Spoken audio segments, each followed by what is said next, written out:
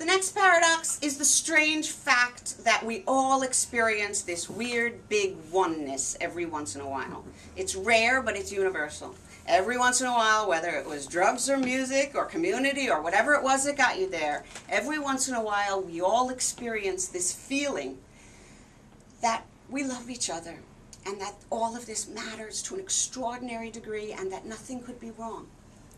It's rare, it's short, but when we have it and we can talk to each other about having been there and we know it's deep and amazing. Does it point to some secret other thing? Not in my understanding. Many people think so, but for me it is its own wonder. It is one of the great paradoxes that we all have that feeling. And I believe that we can extend that into a notion of faith in humanity. Faith in yourself. Faith that the brain that got you up till now, through all the problems you've already had, will get you through the next thing. That you can have faith, that you can even think about it in the same terms that the religious think of faith. That's something that you need to nurture. Something that you need to give yourself in bad times to say, well, you know what, the human community has always somehow shown up and given me some place to live. It's here, and I'm here, and we'll take care of the future. We don't have to be so frightened. We don't have to look to some third party that might not exist. I know it's bizarre that humanity, look, maybe they know how to help you, and maybe they're willing, but you know what? They exist. It seems like a leg up. We don't have to first hope that the creature exists and that they'll help us and that they know how. We're out here. We're not alone. There's 7 billion of us. We need to learn how to talk to each other, not to find somebody else who might or might not be there.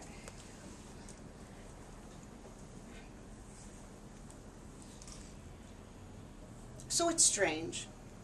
It's strange that there could be this galaxy, that in this little place on the galaxy there could be this little ball of dirt, that on it could be growing this little fungus of life that goes on for million years, and in a couple million years it eventually, at the very end of these millions and millions of years, develops us, and that we sit up and say, how do you do?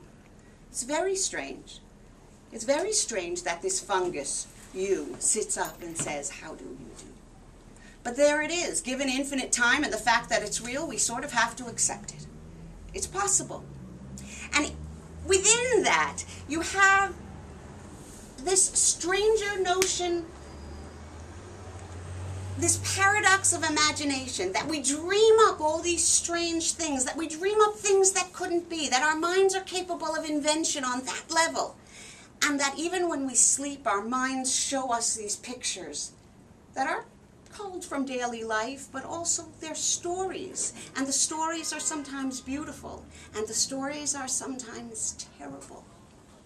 So there's this gigantic universe, as vast as you can imagine, that makes the earth itself into a speck. But in that speck, there's a little room, and in that little room, there's a man who has awakened in the middle of the night from a terrifying vision, from a vision of patricide, from a vision of something fearsome, something beyond what he could deal with. And he awakens in the night, and the universe is vast and true, and so is what's going on in that room. That the human experience is just as big as the vast universe. That the feeling of importance in one human being is just as big as the vast universe. And that person can then share that with other people. That becomes the great project. That becomes what we're doing. And really on a profound level, that's what we're doing here, whenever you come together with other people. I believe that religion was right, that we need community, ritual, and meditation. I say meditation to this crowd mostly in the Western sense of it, meditating on good words, important words, words that put your head in the right space. But it could be just meditating if you're in a culture that helps you to meditate in that way. Ritual, gee, you meet somebody at a bar and they become flesh of your flesh. You need a little ritual for this. To believe that someone who was alive talking to you yesterday is now dead, you need a little ritual. To believe that somehow, groping in the dark and then eating scrambled eggs for 9 months, you brought a human being into the world and now you're responsible for it, you need a little ritual. Human beings need community, ritual, and meditation. And that religion can do that, but so can the arts. But usually we need to create a community where we come together for this. In America, a lot of people do religion by what I call drop by and lie. It's not, it's better than not dropping by and lying. It's better than staying home. But they, at the most important moments of their lives, when they need real something, they show up in a place and say something they don't believe. It's really better to create a community where when you need them, there's already a place you can show up and say things you do believe. It's important for us to come together. Durkheim said 100 years ago that he thought religion wasn't wrong at all. Durkheim was a philosopher, a French philosopher around the turn of the 19th century who really invented sociology.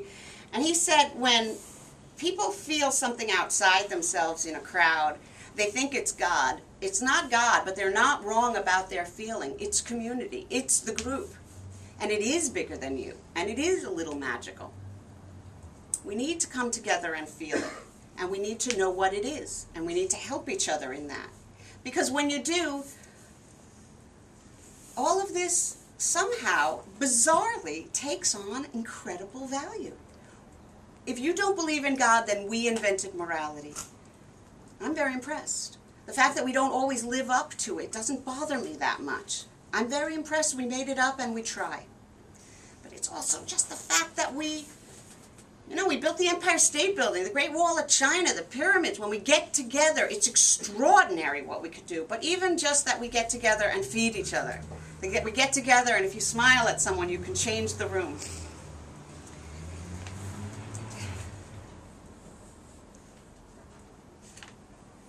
So miracle fungus.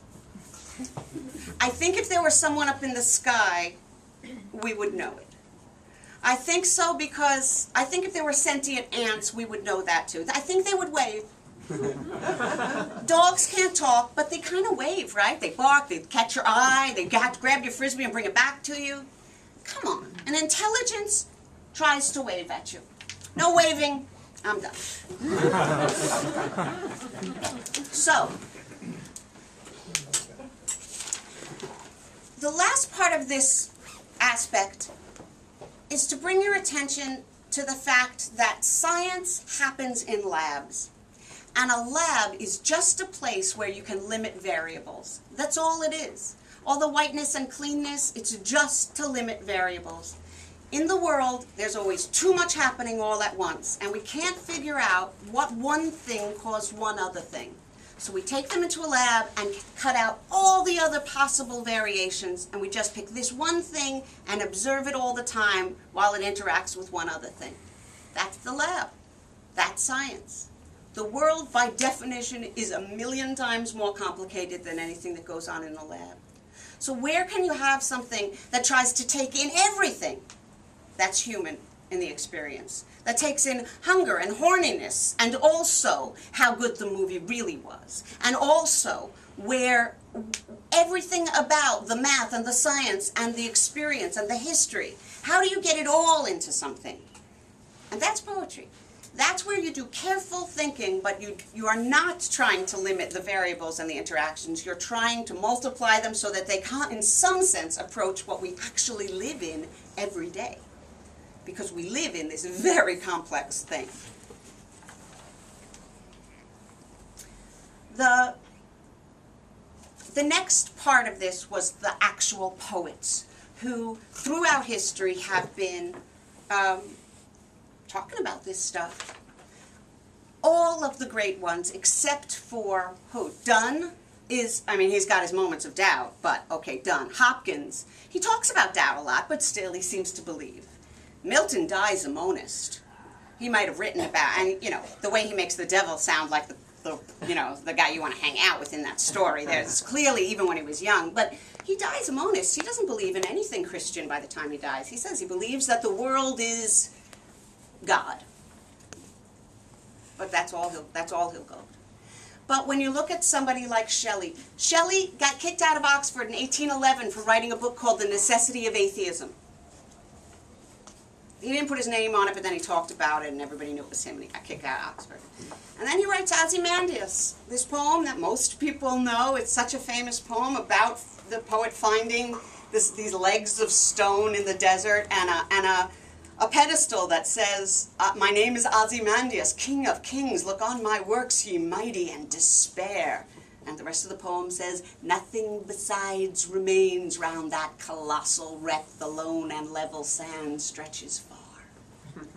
It's supposed to make you realize that the great don't realize that they're just a flash in the pan, but then it makes you realize something else on top of that because the poem survives, right? There's all these levels, and he's helping us to deal with it. Keats never comes out and says, I'm an atheist, but this is a guy who searches all these different ways to talk to us about reality, and Jesus never comes up. When he talks about, he's coughing up blood. He's already buried his brother from TB. He knows what's going on. He's in his 20s. He's coughing blood, and he writes a book, a poem, When I Have Fears That I May Cease to Be. And he thinks about all the stuff that he won't get to do, and then he says, so what does he do about it? He goes down to the beach and goes and looks at the wide shore till fame and nothing. He goes down to the shore to think till fame and love to nothingness do sing. Because that's how it works. When we go to the ocean and see the sky and the space of the ocean, we are reminded of the paradoxes of being human, and it takes us out of the daily struggle stuff, and we get to see that we're part of something much bigger, much stranger, very wonderful, very inconceivable, and it takes us out of our daily worries, even to the point of consoling ourselves about death. Shakespeare, this is the genius of all time, right? Can you think of a time he mentions Jesus or his mom? This is 1600, this is in a Christian world. He doesn't at all. Anytime anyone prays in a Shakespeare play, something bad happens to them 5 seconds later. Really? Try it. It's true. And just the kind of thing of saying, you know, we are such stuff as dreams are made on and our little lives are rounded with a sleep. He's giving us help from within the real world and from within the paradoxes of the real. Emily Dickinson gives us these incredible poems. Yeah, she doubts. Sometimes she thinks maybe there's something. The first place she stopped going, that little shut-in, the first place she stopped going was church. She told her family, I can't do it because I don't believe. She says in letters, they all believe, but I don't. So we know. But you know, she writes these poems about grief and about how I measure every grief I meet with narrow searching eyes. I wonder if it weighs like mine or has an easier size. She says that a piercing comfort it affords to imagine that these other griefs, she knows there are all sorts of types of grief, and she lists them in this beautiful way, but she says it gives her a piercing comfort to imagine that they are like her own. She's teaching us empathy will get you past this, or at least keep you in it. There are, well, certainly Wallace Stevens, the modern poet, 20th century poet, said that he was an atheist and that after religion, poetry is what you use to make sense of this very strange, paradoxical world. So you don't have to go looking for special atheist poets. We got them all. They're all already ours. Yeats loved a little spiritualism, a little mysticism, but the Vacillations is one of his great poems where he goes back and forth about different meanings and then comes down at the end. He's talked about this guy, Van Huygen, who was a Christian apologist at the time, who said, oh, well, maybe the saints didn't smell after death because they were mummified. Like he was trying to find scientific reasons for it. And the last line of that poem is, Yeats says, but get you gone, Van Huygen, but with blessings on your head. He says, I understand, I'm with you, we basically share the worldview, but I really don't think that any of this ever even happened. These poems are so rich and so deep, they are sufficient to our needs, especially when we speak about them together, because the together matters much more than today we realize. Capitalism and wealth has given us so much opportunity to be alone and happy because climate control used to be it was too cold. Everyone was in the room with the fire. And then in the summer, everyone was outside where the breeze was best. All our gadgets and everything allow us the solitude that we've always wanted. And we're too lonely to move and we kill ourselves. Just go back where everybody else is and have a beer. And cry in front of each other. Just all the pretense that we're all fine and then we go to our own room and kill ourselves. It's not sensible. It's better to just be a maniac. You don't have to behave yourself, but you do have to stay.